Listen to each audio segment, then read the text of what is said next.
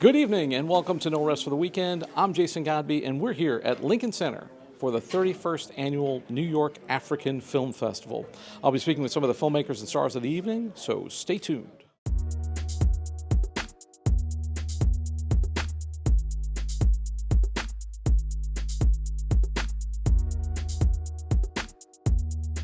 Tolu, opening New York African Film Festival. How does this feel, man? It's fantastic. It took us a while to get here, and we're elated to finally be here.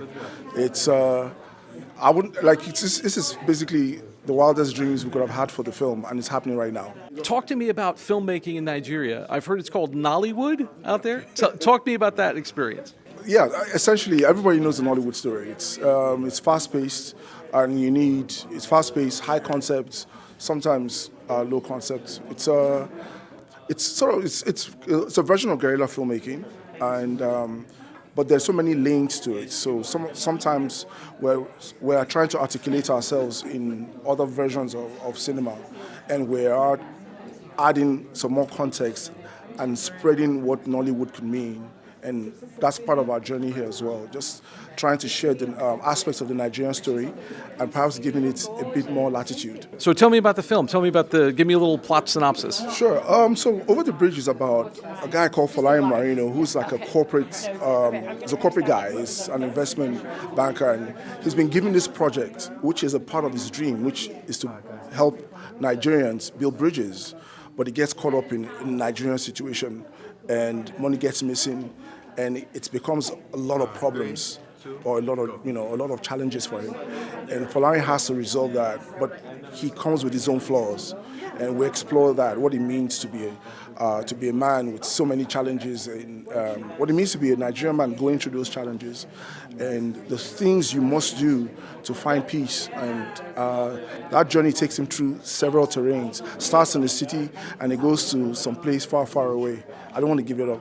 So here tonight, you're in America. Is this is the world premiere? Yes. So on this side of the world, yes, it is. It started off with a London premiere, and we were briefly at the AFI Silver, and this is in fact the New York premiere. It's very big sensational premiere happening right now. What impact do you want the film to have? The film's got a lot of resonance. One of the first things we heard in our first premiere was that it's relatable, and that's what we're going for. We wanted to take people into this guy's world and not to isolate them, so it's really his journey, and we involve the audience in his journey. We see why he makes mistakes, we see what happens to him. So I'm expecting that we're able to transmit the same storytelling to the same audience as well. And what do you see for the film going forward in terms of distribution? Where would you like to see it land, and where can people find out more about it online? At the moment, we're about to get a distribution deal, so our expectation is a streamer, Netflix or Amazon. So we're really open to as many offers as possible. With the kind of feedback we're getting from audiences, we expect it to be very soon.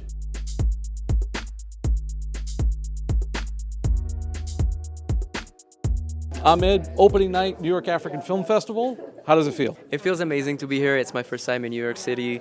I feel already the generosity everywhere I go, and I'm super excited for the screening and for the opening night. Is this your premiere? Yeah, that's the world premiere of the film. We're actually super excited because this film had a lot of controversy to screen it in Egypt, and I finally feel like this is the chance to screen the film and get my film out there, and just celebrate it. Why was there controversy to screen it in Egypt? Well, the film tells the story of an Egyptian woman who is stuck between her cultural beliefs once she moves to Berlin, and I think it's a very sensitive topic when you dive into such stories. So I think the film is very sensitive, and that's why with the parental guidance in Egypt, or like the what's it called? Sorry, the censorship. The censorship, yeah. It's always a struggle with the censorship. So here in America, what do you want audiences to walk away with? What kind of impact do you want the film to have? The feeling is, to put the audience in the shoes of the character, and just to feel like this is a universal story that could happen to anyone. And at the end of the day, I feel like, with the concept of the film, that a girl is living a double life, and in two very different places, a lab and a nightclub. I feel like I need the audience to just ask themselves about how we perceive the other person. How is it the looks, or is it the emotions, or is it what makes us form a first impression about a person that we don't know. And for people who want to know more about you and where to find your work, where can they find you online? So I'm on IMDb. You can watch my previous film. It's called Zaffa. Also, Zaffa is the one that funded this film because I won an award, and I made this film with the Past Films Award. So, it's a journey. I'm just getting started, but I hope everyone gets to see my work online.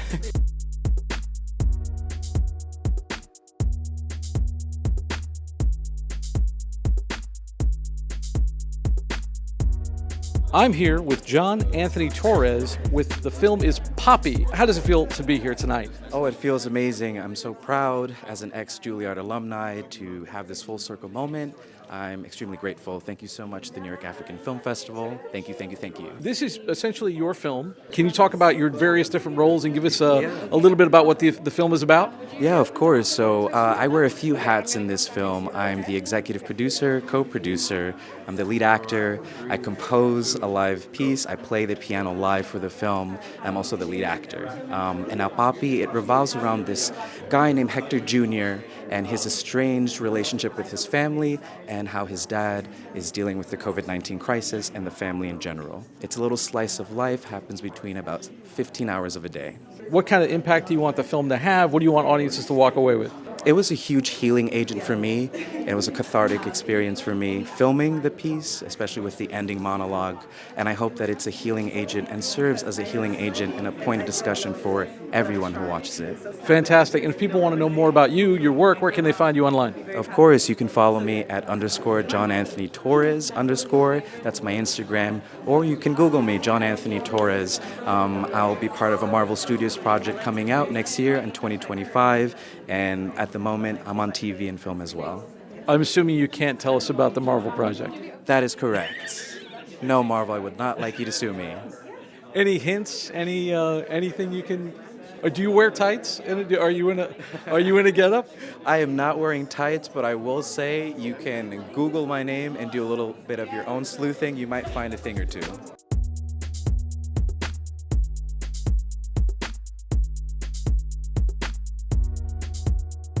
I'm here with Oyiza Adaba.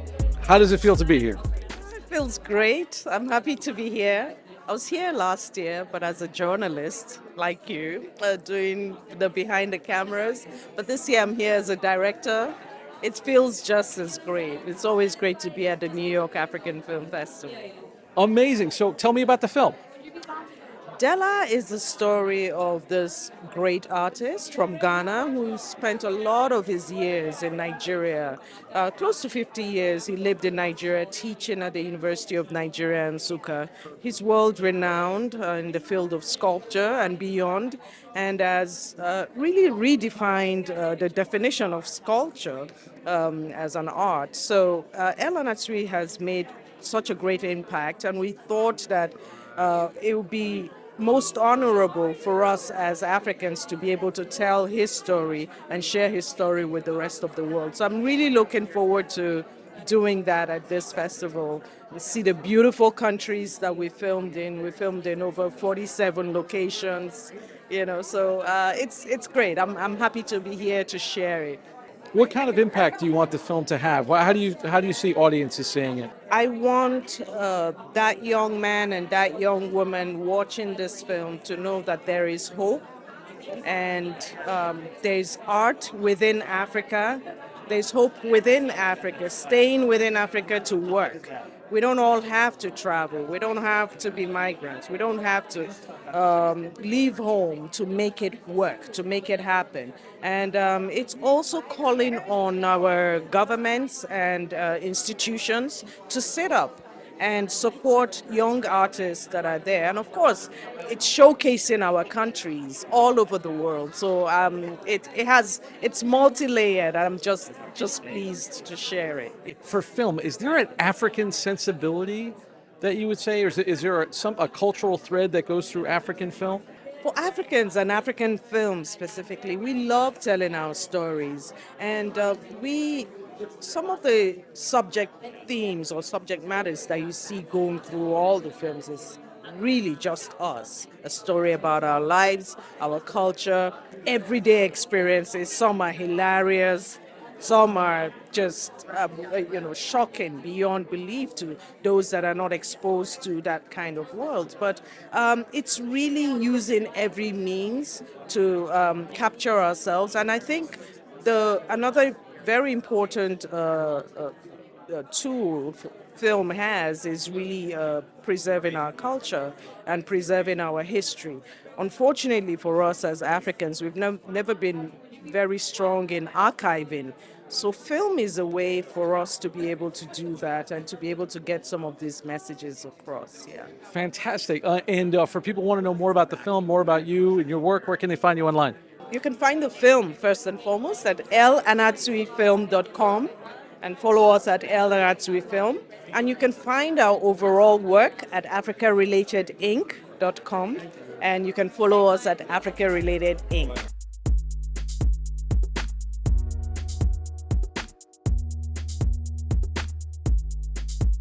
Kenneth, how does it feel to be here opening night, New York African Film Festival? Oh no, it's great because for me, New York African Film Festival is one of the most important film festivals that we have in the diaspora. So it's always exciting to be here. This is my second time here, and it's really exciting to be here. So tell us about the film. This is Lagos, is set around, of course, Lagos. It's about an Afrobeat star who is, going out of his way to make it big in Nigeria because right now the Afrobeats industry is really big, but then underneath it is a story of a young girl called Pauline who comes to Lagos and it's just trying to hustle her way through. What do you want audiences, what kind of impact do you want the film to have? Oh, well, for me, what I want the audiences to see is just about how we always look at, capitalism, because there's always, when you live in the big cities, there's always this pressure to be able to, make it by any means necessary. And so, for me, I just want to highlight on that because sometimes it's always about communalism and not always about trying to make it by any means necessary, yes. All right, and where can people find out more about you and your work online? People can just always check me out on my Instagram and of course just on social media. Just look for Kenneth Gyang basically.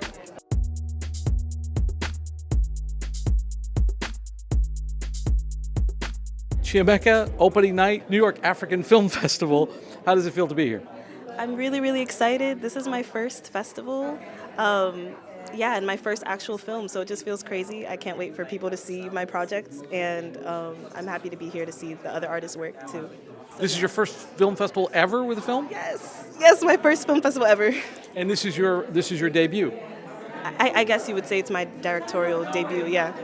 Tell us about the film. Black Dreams it's a documentary, but I can't just say it's a documentary. It's experimental, it's poetic. It is a love letter to my community of Black women and artists in New York, and just a celebration of us because those are the people I'm most inspired by. So yeah. Can you give us a little plot synopsis or who you're profiling and so forth? I'm one of the main characters as well as the main poet of the film, Deborah Teniola Ode, and she kind of opens up this very surreal, otherworldly realm that the film takes place in. And then it kind of goes into the other 7 artists that are going to be interviewed and introduced and share their stories throughout the way. But Deborah Teniola Ode is one of the main people that ties it together. I wouldn't say she's a character. She's just a presence and a poetic being in it because there aren't really any characters. What do you want audiences to walk away with? What do you want the impact to be? I kind of just want the impact to be love. I feel like there just needs to be a lot more color and light in this world, and to be an artist is to know that I can have the power to bring that to people. And so that would be the impact, just if people feel like they're more grateful for being an artist or creative or just being someone who supports and uplifts other creatives, then that is the main thing. All right, and where can people find you if they want to know more about your work and such online? ChimekaOffor.com. I also have an Instagram that's also by the same name, Chimeka Offor. And yeah, there's a lot of art there. I will continue to be sharing beyond this festival, and so that is where I can be found.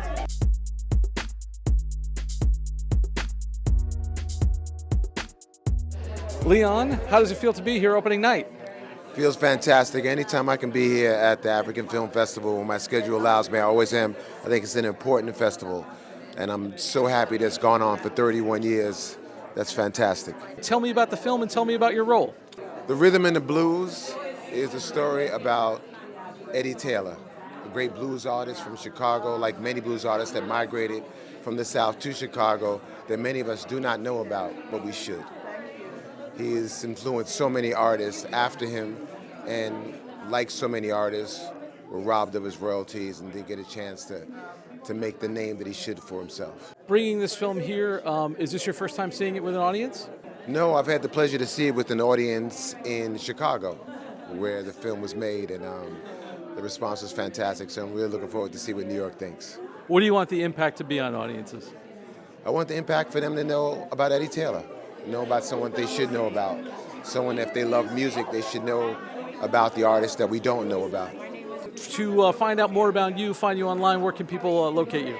You can always get me on Instagram, which is at www.justleon, at www.justleon, or on Facebook or X, or anywhere you find the other stars.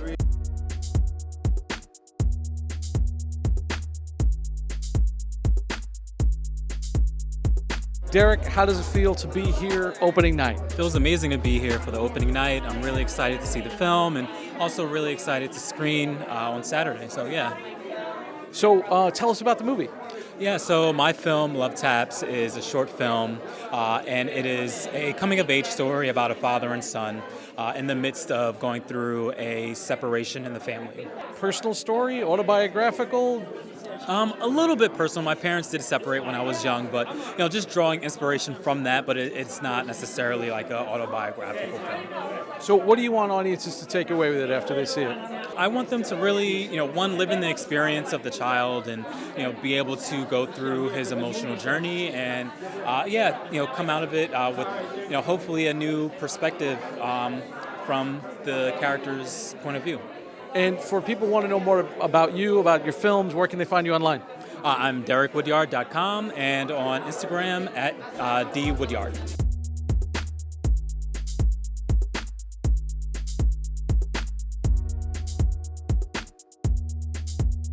Ama, how does it feel to be here tonight, New York African Film Festival? Quite honored and excited to be here. I love the fact that as Africa, we're pushing the industry, the creative industry, and that we're putting our mark on the global market, on the global stage. Tell us about the film.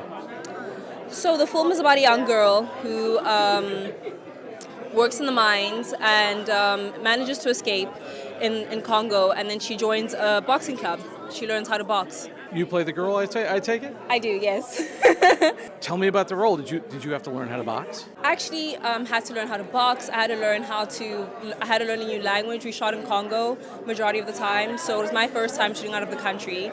And interesting fact, we shot in Goma, which, if you know what's happening in Congo right now, that is the hub of all the war and the turmoil. So we got close with a lot of that experience.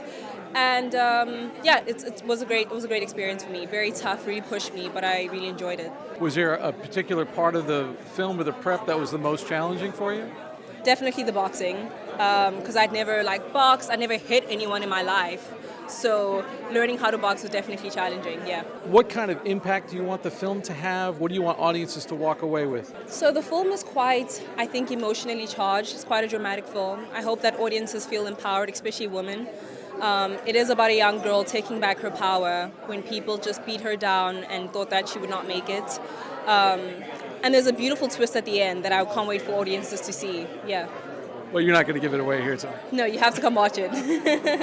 And for people who want to know more about you, the film, can they find it somewhere online? So not yet, but if people want to know about me, I'm on Instagram at Ama Qmata. That's AMAQAMATA.